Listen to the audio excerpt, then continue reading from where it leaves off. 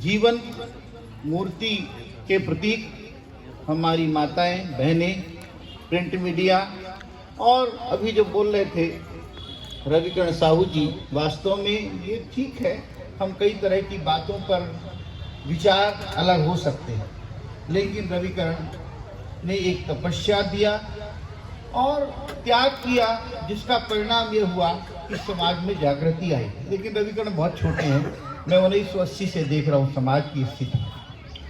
मैं ये बताना चाहता हूँ कि भारत का समाज जो 11% आबादी और 58% आबादी का अनुसूचित जाति, जनजाति और पिछड़ा वर्ग समाज है, उसमें एक पार्ट हमारा 11.5 करोड़ से 14 करोड़ आबादी का साहू समाज है। लेकिन आपको ये आंकड़े रिसर्च के हैं, मैंने 100 रिसर्च कराए और 1 लाख का रिसर्च किया है। समाज में जन्म होने के बाद इस धरती का हर व्यक्ति, इस तरह एक माता पिता अपने पिता को, पुत्र को, यदि 4 भाई होते हैं तो बराबर का अधिकार देते हैं। ये भारत इतिहास इस बात का गवाह है कि हम पिछड़े वर्ग के लोगों को कभी भी बराबर का दर्जा नहीं दिया गया। चिंता करना पड़ेगा, समाज चाहे जहां भी रहे, अकेला समाज विधानसभा को जीत नहीं पाएगा, ये मैं आपको गारंटी देता हूं। इसलिए आपको अन्य समाज के साथ कोरिलेशन करना पड़ेगा। और आज आप संकल्प लीजिए, सारे दरवाजे शिक्षा और राजनीति से खुल जाते हैं। तीसरे नंबर में इकोनॉमिक्स आता है, अर्थशास्त्र आता है। तो आप आज संकल्प लीजिए कि हम यदि सरपंच का चुनाव लड़ रहा है हमारे समाज का आदमी, तो हम वोट केवल अपने समाज के व्यक्ति को देंगे। आपको पता है, भारत के संविधान को बनाने वाले बाबा भीमराव अंबेडकर, बराबर का दर्जा देने वाले बाबा भीमराव अंबेडकर, आरक्षण के जनक कोल्लू कोल्हापुर महाराज शिवाजी महाराज पहली बार 1902 में अंग्रेज जब इंग्लैंड गए तो उन्होंने देखा कि बराबर का दर्जा दिया जाना चाहिए और 50% आरक्षण आने के बाद घोषणा किया। 1902 की बात बता रहा हूं। और जब 1902 में उन्होंने आरक्षण दिया, तब यहाँ के ब्राह्मणों ने कहा कि ये तो शूद्र जाति का राजा है, इसको तो राज्य करने का अधिकार नहीं है। कान खोल के सुन लीजिए, केवल चिल्लाने और तमाशा करने से कुछ मिलने वाला नहीं है। पहला संकल्प लीजिए कि हमारे घर का डॉक्टर, हमारे घर का इंजीनियर, हमारे घर का आईएएस, हमारे घर का आईपीएस, शिक्षा यदि आ गई तो दुनिया की कोई ताकत नहीं कि आपको पीछे कर सके। ये जो वर्तमान सरकार है, इसको उल्टा उठा के फेंक दीजिए। वर्तमान सरकार ने पिछले चुनाव में, पंचायत चुनाव में 16 जिलों में, मध्य प्रदेश के 16 जिलों में आरक्षण की परिधि को खराब करके 0% में ला दिया। हमारी जो ये सरकार है, 0% कर दिया पिछड़े वर्गों के आरक्षण को। हमने जब लड़ाई लड़ा तो उन्होंने 16 जिले को छोड़कर दूसरे जिलों में आरक्षण का प्रतिशत दिया। हमें सोचना पड़ेगा, शिक्षा को प्राप्त करना पड़ेगा। वर्तमान में आपको पता है, पिछड़े वर्ग के लोग, जिसको 27% आरक्षण विश्वनाथ प्रताप सिंह ने घोषित किया था, जहां से सारे दरवाजे खुल जाते हैं, जहां के सारे विकास के मार्ग खुलते हैं, उसको मध्य प्रदेश की वर्तमान सरकार ने 13% में 14% में ला के रख दिया। आपको 13% के सारे लड़के आपके घरों के हैं, आपके समाज के हैं। जिस दिन ये नौकरी मिल जाएगी तो आपके बच्चे विकास की मार्ग पर आगे आ जाएंगे। शिक्षा वो शेरनी का दूध है जो जिसको पीता है वो गुर्राता है। आज ये महिलाएं, आज ये बच्चे कपड़े पहनना सीखते हैं भारत की समानता और मौलिक अधिकारों के कारण। नहीं, हमारा समाज उस पीछे बैठने वाला समाज है। हमारे समाज को बराबर का अधिकार नहीं दिया गया। हमारे समाज को जिस रामायण की आप गीत गाते हैं, उस रामायण में बड़ धाम तेली कुम्हारा सुपच की रात कोल करवा, हमको सबसे बड़ा अपमान इस रामायण ने दिया है, जिसका परिणाम आज आप भोग रहे हो और भोगते रहोगे। समझिए इस बात को। हमें सम्मान प्राप्त करना है और सम्मान लेना है। हमारे मध्य प्रदेश, हमारी यहाँ की शहडोल की एक लड़की अभी कलेक्टर बनी है, उसको कौन पीछे कर सकता है? उसको कौन कह सकता है कि तुम पीछे बैठ जाओ? हम जब अपने एजुकेशन में थे, डिप्टी एजुकेशन, किसी ने मध्य प्रदेश में अकेले किसी की हिम्मत नहीं थी हमसे बात कर सके। तो शिक्षा जगत का वह शेरनी का दूध आज अपने घर संकल्प लीजिए कि चाहे आप धर्म करें, कर्म करें, भागवत सुने, गीता सुने, मैं उसका विरोध नहीं करता, लेकिन ये संकल्प लेके जाइए कि आज के बाद हमारे घर का लड़का ही डॉक्टर बनेगा, हमारे घर का लड़का ही इंजीनियर बनेगा, हमारे घर का लड़का ही वैज्ञानिक बनेगा, हमारे घर का लड़का ही राजनीति में प्रवेश करेगा। जिस दिन आपके रविकरण भाई जैसे कोई व्यक्ति जाएगा तो आपकी बात को आवाज उठाएगा, और केवल नाम के लिए विधायक और सांसद बनना आवश्यक नहीं है। विधायक और सांसद तुझे बनाओ जो आपकी बात को विधानसभा में पहुंचाए और लोकसभा में पहुंचाए। आप जिसकी बात कर रहे हैं, मैंने विधायक उस सांसद महोदय से टेलीफोन में बात किया, उन्होंने क्या कहा समझे? आप समझ लीजिए इस बात को। उन्होंने कहा कि सर मैं अपने समाज का भला करूंगा तो मुझे वोट में टिकट नहीं मिलेगी। समझे आप किस दिन समझ में आएगा ये समाज कि केवल टिकट के लिए जीतता है? जो मूक बधिर विधानसभा में जाते हैं, मैं 10,000 कल 50,000 पब्लिक थी, मैं उसको सलाम करता हूं। संतोष वर्मा के सपोर्ट में मध्य प्रदेश के 50,000 लोग थे। आप ऐसा साहू पैदा करो कि आपका कोई विरोध करे तो सामने 50 लोग तो खड़े हो जाओ, तब आपके पास शक्ति आएगी, तब आपके पास समर्थन आएगा, तब आपके पास बोलने वाले लोग होंगे। मैं अपने गांव की बात करूं, 5 वर्षी से एक भी दूसरी जाति का व्यक्ति सरपंच नहीं बना, सब साहू उसी को वोट देते हैं। आपस में लड़ते रहो, आपस में कुछ भी करते रहो, लेकिन अपने समाज के लिए समर्पित हो जाओ। शिक्षा और राजनीति विकास के मार्ग खोल देती है, परंतु खोलने वाला व्यक्ति किसी का बंधुआ मजदूर नहीं होना चाहिए। हम किसी पार्टी के लिए नहीं, हम किसी समाज, किसी दल के लिए नहीं, हम अपने समाज के लिए समर्पित होंगे, तब हमारे समाज का भला होगा। आप तब समाज के लायक बन जाओगे। और आज एक और संकल्प लीजिए, भारतीय संविधान के दिए गए अधिकारों को कमर तोड़ कर ले लेंगे, लड़के ले लेंगे, और उस अधिकार को लेने के लिए हम सदैव तत्पर रहेंगे। आज मैं पिछड़ा वर्ग, अखिल भारतीय पिछड़ा वर्ग महासंघ का प्रदेश अध्यक्ष मध्य प्रदेश का हूं, राष्ट्रीय महामंत्री हूं। मैं आह्वान करता हूं कि आपके अध्यक्ष मोहनलाल साहू, मैंने आज कहा है कि आपका क्षेत्र और आपका अध्यक्ष ही तब सफल है कि जब समाज के कम से कम महीने में, 3 महीने में, 4 महीने में आने वाली समस्याओं को शासन को अवगत कराओ। उस कागज को मैं आपको एक और बात बताऊं, मध्य प्रदेश छत्तीसगढ़ एक ही था। मध्य प्रदेश छत्तीसगढ़ में रविशंकर श्यामाचरण शुक्ला मुख्यमंत्री थे, और हमारा समाज बहुत थपोड़ी बजाने वाला समाज है और पीछे खड़े होकर हाका मारने वाला समाज है। श्यामाचरण शुक्ला गए रायपुर, साहू समाज के कुछ लोगों को बुलाया और हेलीकॉप्टर में चढ़ा लिया, खुश हो गए, और सारे लोगों ने एप्लीकेशन दिया। श्यामाचरण शुक्ला जब एप्लीकेशन लेके जा रहे थे तो खेतों में फेंक दी उठा के बोरी। ये है कहानी राजनीति की।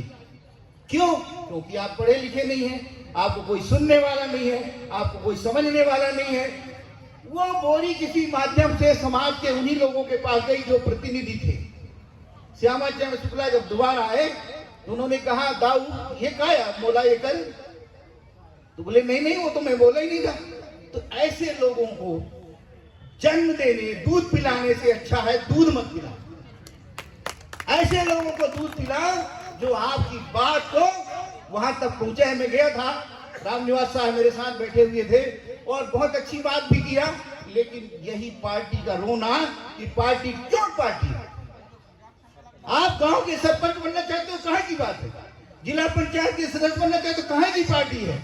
आप जब सारे जगह में स्थानीय शासन में पंच आपका रहेगा, सरपंच आपका रहेगा, जनपद सदस्य आपका रहेगा, जनपद अध्यक्ष आपका रहेगा, जिला पंचायत सदस्य आपका रहेगा, तो वो टिकट देने वाला व्यक्ति टिकट कांग्रेस भी देगी, बीजेपी भी देगी, जनता दल भी देगी, समाजवादी भी देगा। लेकिन जब आप प्रतिनिधि बन जाना तो मायावती की भांति समाज को न बेचना।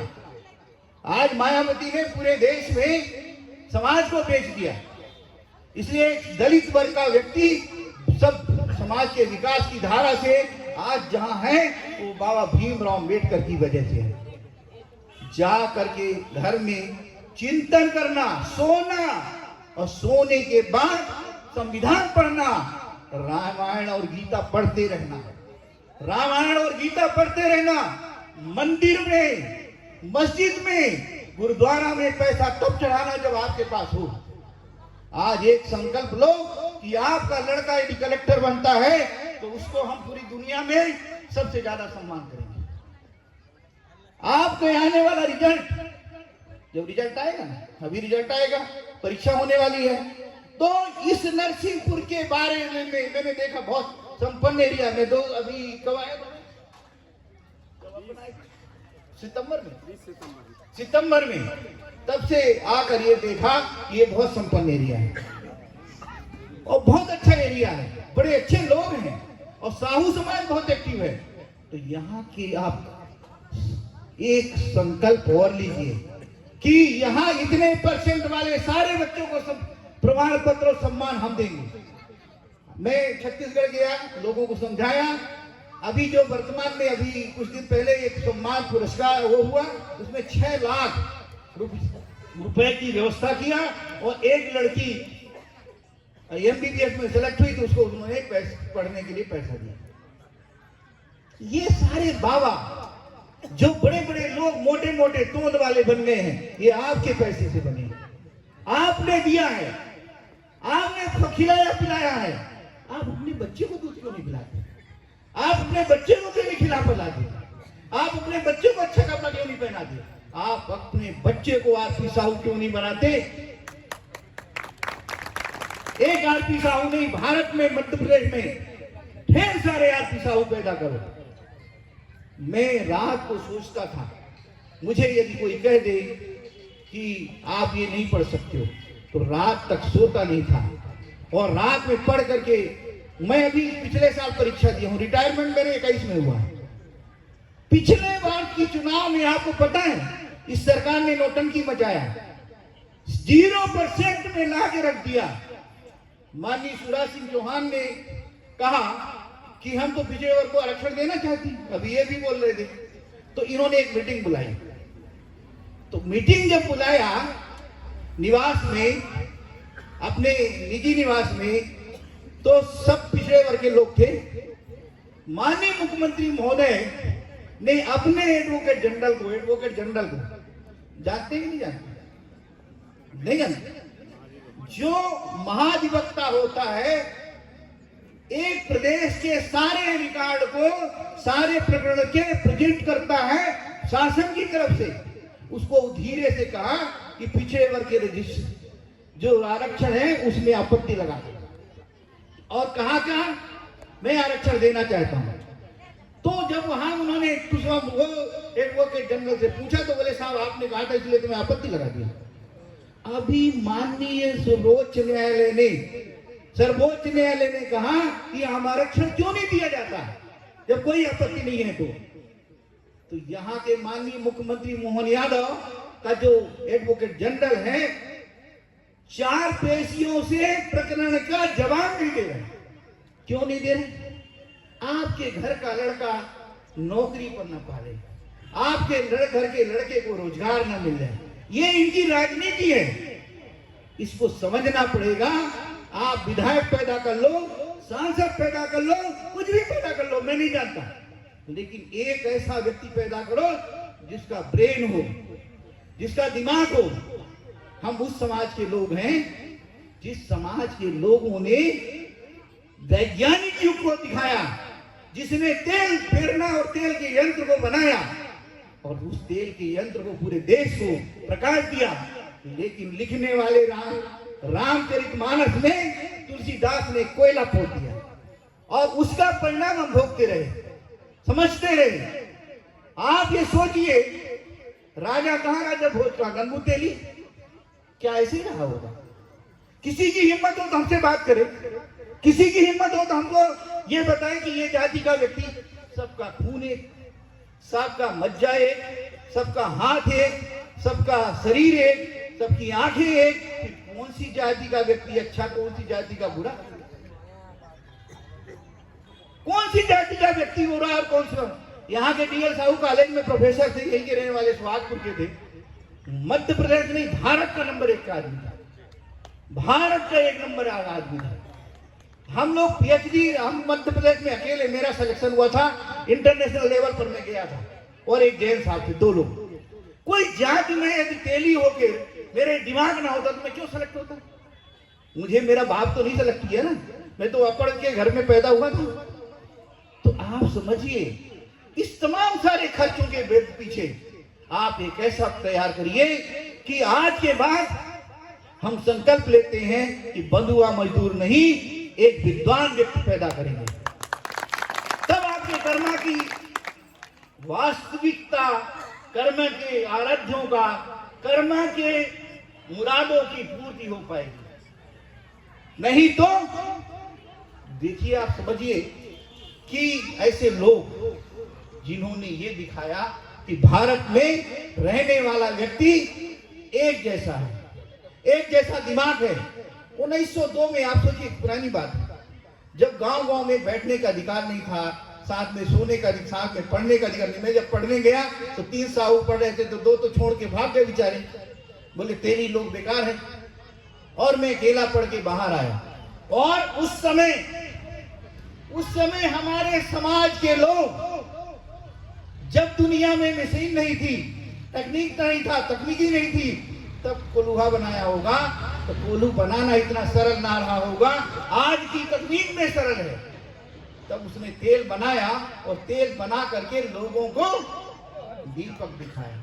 ऐसी जाति का व्यक्ति गड़बड़ हो सकता है क्या? कोई बताए? ऐसी जाति का व्यक्ति मुंह देखने के लायक नहीं हो सकता क्या? आपको अच्छा लगता है?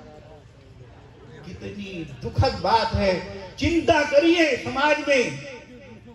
हम तो कई दिनों तक आपको इस मैटर में बात कर सकते हैं। सम्मानीय साथियों, एक तो पैसा कमाओ, दूसरे अपने अधिकारों के लिए लड़ो। लड़ नहीं सकते तो लिखो, लिख नहीं सकते तो मुझे बताओ, और मोहनलाल साहू जी को बताओ, और समाज के अध्यक्ष बन जाओ, लेकिन पिछड़े वर्गों के अधिकारों के लिए समर्पित होकर काम करो। आप अपने बाप की पूजा करो, अपनी माँ की पूजा करो। क्यों 10 साल के लड़के की पूजा करने जाते हो? क्यों 10-15 साल के लड़के को घोड़न गिरते हो? अपनी माँ की पूजा करो, अपने पिता की पूजा करो, जिसने आपको जन्म दिया है, तब आपको कुछ मिल पाएगा। मैं ये बताना चाहता हूं कि 6 लाख पद अनुसूचित जाति, जनजाति और पिछड़े वर्गों के खाली, 6 लाख पद। हमारे यदि ये पद में भर्ती हो जाए तो हमारे बच्चे रोजगार प्राप्त कर लेंगे। न्यायालयों में वकील नहीं, न्यायालयों में न्यायाधीश नहीं, सरकारी कर्मचारी नहीं, वैज्ञानिक नहीं, कलेक्टर नहीं, कमिश्नर नहीं। काहे का साहू समाज? काहे का साहू समाज? काहे का व्यापारी? काहे का अपना छाती खोट बोलता है? कलेक्टर के पास जाता है बड़ा आदमी, करोड़पति, तो क्या उसको बैठा के पूजा करता है? कलेक्टर के सामने वो विचारा नहीं करेगा, मैं विचारा नहीं करेगा। क्यों? आप कलेक्टर बनाओ, एसपी बनाओ, तब तो हम मान लेंगे, क्योंकि उसके पास भारतीय संविधान की ताकत है। अनिल मिश्रा ने कहा अंबेडकर साहब की फोटो नहीं लगी तो जेल चला गया, पता है आपको? अनिल मिश्रा ने कहा कि अंबेडकर की फोटो हाई कोर्ट ग्वालियर में नहीं लगेगी तो उसके खिलाफ केस हुआ, जेल चला गया। ये अधिकार है, ये पावर है। ये पावर नहीं है 2 बोरा अनाज लेके जाओ, एक पढ़ा लिखा आदमी साथ पे पीछे चले तो पढ़े लिखे आदमी को लोग पूछते हैं। 2 बोरा अनाज ढोने वाले व्यक्ति को, मजदूर को लोग नहीं पूछते। मजदूर को शाम को जब वो मजदूरी करके लौटता है तो उसकी कीमत की जाती है और बोलती है तुम तो आज इतने काम किए। तो ऐसा बनो कि ब्रेन काम करे, दिमाग काम करे। आप वैज्ञानिक पैदा करो, फिर से मैं बोल रहा हूं, कलेक्टर पैदा करो, मास्टर पैदा करो, वकील पैदा करो, और सवेरे कसम खाओ कि मैं वकील लगाऊं तो अपने जाति का, माने पिछड़े वर्ग, डॉक्टर बन बुलाऊं तो अपने जाति का, पिछड़े वर्ग का, आपको व्यापार करूं, कब पैसा खरीद सामान दूं तो अपने पिछड़े वर्ग का, तब आप शक्तिवान बन पाओगे। अगले 13% होल्ड की बात मैंने कर दिया है, और जिसके समझ में ना आया हो तो मेरा नंबर लिख लीजिए 94-250 78-253। रात को 12 बजे की बात करोगे तो इसमें मैं कितना भी बड़ा अधिकारी हूं, मैं उससे बात करने के लिए तैयार हूं। विधानसभा को सारे पावर है, 320 हमारे यहाँ सी लगभग यहाँ वो है, पिछड़े वर्ग के लोग हैं, हरिजन आदिवासी हैं, विधायक हैं, 320 सांसद हैं, उनके मुंह में ताला लगा रहता है। ईडब्ल्यूएस का जो जनता है, EWS economical weaker section, economic, वो सोचते होंगे मैं अंग्रेजी बोलता हूँ, हिंदी बोल देता हूँ। आर्थिक रूप से गरीब व्यक्तियों के लिए 10% मध्य प्रदेश शासन और भारत शासन ने रिजर्वेशन दिया है। किसको दिया जानते? उनकी आबादी मात्र 7% है। कितना है? 10% के लोगों को 10%, 16% के लोगों को 16%, 21% के लोगों को 21%, फिर हम 52% हैं तो हमको 14%। ये पिछड़े वर्गों के विधायकों और सांसदों की करामत है, जिनके मुंह में ताला लगा हुआ है। ताला खोलिए, बोलना सीखिए, समझिए।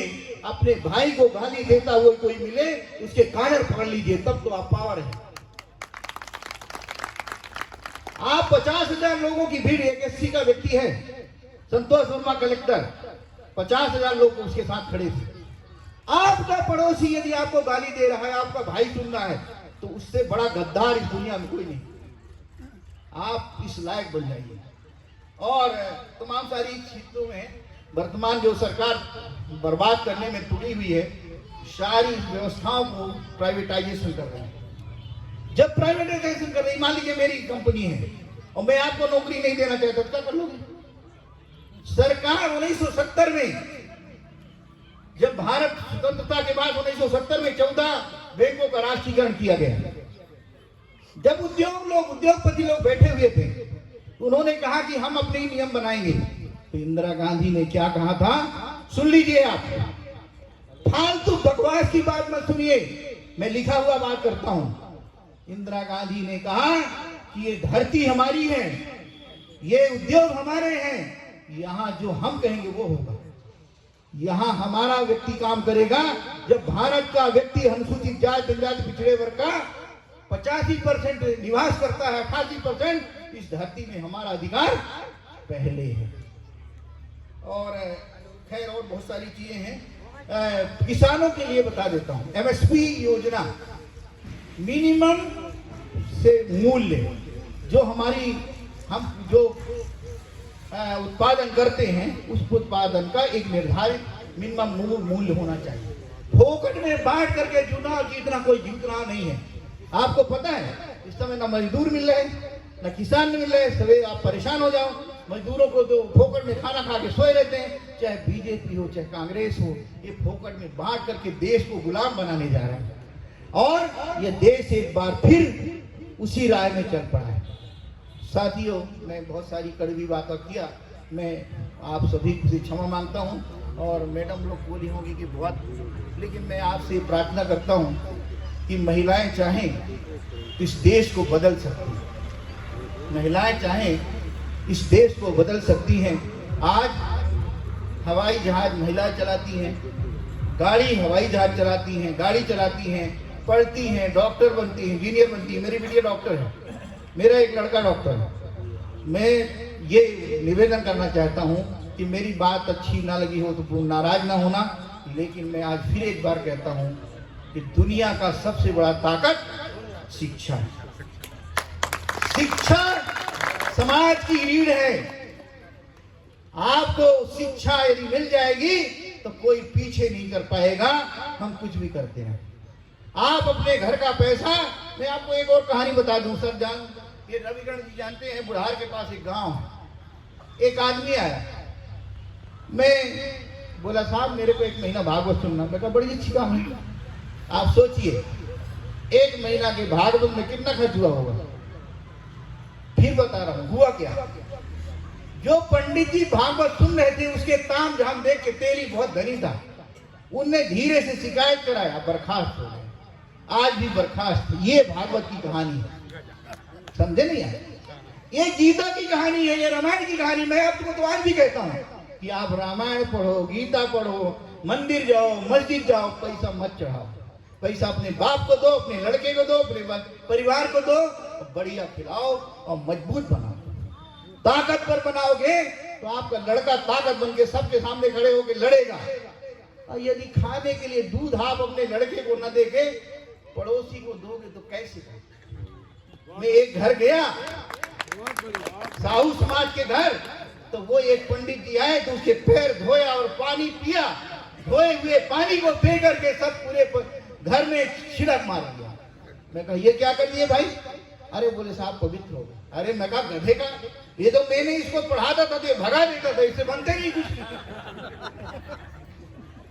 मैं जब पढ़ाता था इसको तो हमारे गांव के एक पंडित थे, बोले सर आपने ना हो तुम हमारे गुरु जी कैसा बोलते? मैं कहा इससे आप पूछो, मेरे सामने खड़े होकर बात कर ले तो मैं इसको आज भी गुरु मान लूंगा। मैं किसी को गुरु नहीं बनाया। एक बात और बता दूं, ये गलत फहमी है, मूर्खता है। आपका जो मास्टर है वो गुरु नहीं है क्या? आपका मास्टर बीडी साहू, भगवान जी साहू, ये सबसे बड़ा गुरु है। इन्होंने इस समाज को जगाने का काम किया है। और मैं आपको साथ संकल्प लेके जाता हूं और सबको ये कहता हूं कि कोई भी परेशानी होगी मैं आपके आके खड़े हो जाऊंगा, लेकिन फुकटिया में नहीं। हाँ, अपने घर में जवान पैदा करो, अपने घर में बोलने वाला पैदा करो, अपने घर में वकील पैदा करो, अपने घर में डॉक्टर पैदा करो। आप खूब पूजा करो, खूब पंडितों को बुलाओ, लेकिन अपने लड़के को दूध भात खिलाओ, तो आप इस लायक बनो। हो सकता है बहुत सारी चीजें। असल में मैं लगभग एजुकेशन डेवलपमेंट पर 100 रिसर्च किया है। अभी सर बात कर रहे थे, मैंने लॉन्ग टर्म रिसर्च किया है, मिड टर्म रिसर्च किया है। मध्य प्रदेश के किसी आदमी की हिम्मत नहीं होती थी, जब मैं डाइट में प्रिंसिपल था सब लोग मेरे से पूछते थे ऐसा बन जाओ, ऐसा बनो। आप विश्वास करिए, जब मैं पढ़ने लड़कों को पढ़ाना हुआ तो मेरे लड़के अंग्रेजी मीडियम से पढ़ते थे। मेरे पिताजी पढ़े लिखे नहीं थे तो मैं अंग्रेजी बहुत नहीं पढ़ाता। अब लड़कों को पढ़ाना तो मैं जानता था कि लड़के थोड़ी देर में हंस देंगे कि पापा से तो पढ़ाते नहीं बनता। तो रात को जब वो सो जाता था तो रात भर पढ़ता था। और मैंने ये संकल्प लिया कि दुनिया का कोई व्यक्ति ये कह दे कि तुम ये नहीं पढ़ सकते तो मैं रात को आके पढ़ता था और उसकी परीक्षा दे के पास होता था। अभी पिछले मेरे 75% रिजल्ट आया। आप सोचिए मैं 65 साल का हूं। आप इस लायक, मेरी बात अच्छी लगे ना लगे, सब मन में सोचना, चिंतन करना। और ये माँ भगवती का इनके साथ भी बता देता हूँ, ये जो गपोड़ मारते रहते हो आप ये सोचिए कि आप एक लड़की पैदा हुई, वो लड़की को आप जंगल में भेज दोगे क्या? माँ कर्मा की बात तो सुनो। आप माँ कर्मा के साथ अन्याय हुआ, राजाओं ने अन्याय किया, तब वो परेशान होके कहाँ गई? जगन्नाथ स्वामी गई। और जगन्नाथ स्वामी में क्या हुआ? लात मार के गिरा दिया गया। जब पता चला तेली ये यदि उन्हीं की लिखी हुई बातों को सही माने तो, अरे ये बात कैसे मान सकते हो कि उन्होंने हमारी माँ देवी माँ कर्मा का सम्मान किया होगा। यदि सम्मान करते तो आप अपने घर की लड़की को गांव से ना निकाल देते, जंगल में ना निकाल देते। समझिए इस बात। बहुत सारी बात, धूर्तों की बात लिखी हुई है, बहुत सारी बात। अभी मैं एक दिन कुमार विश्वास की एक बात सुन रहा था। बोले यदि राम भगवान थे, आप सोचिए, तो राम भगवान यदि थे तो एक गर्भवती महिला को जंगल में नहीं छोड़े। सीता को जंगल, यदि राम भगवान थे तो जंगल में, ये तो फोकट की बात है ना, जंगल में छोड़ा था? नहीं छोड़ सकते। राम ये तो भगवान नहीं थे, ये तो जंगल में छोड़े नहीं थे। दोनों बातें हैं। मैं इन सब कौन है थैंक यू, बहुत अच्छी बात है। मैं पुनः सभी को हृदय से धन्यवाद देता हूँ। जिसको बुरा लगा हो, नाराज ना होना। नेताओं को बुरा लग जाता है, क्योंकि मेरे सामने नेता लोग बोलते नहीं, कम बोलते। और लेकिन फिर भी मैं ये कहता हूँ कि पढ़ाओ जरूर, अपने बच्चों को पढ़ाओ, और आने वाले पीडी साहू जी, इनको तो जागृत करो, लेकिन जब रिजल्ट आए तो 80-90 जो भी तय करना, उसको सम्मान जरूर। Thank you. जय भारत, जय संविधान। बहुत अच्छी, बहुत बढ़िया।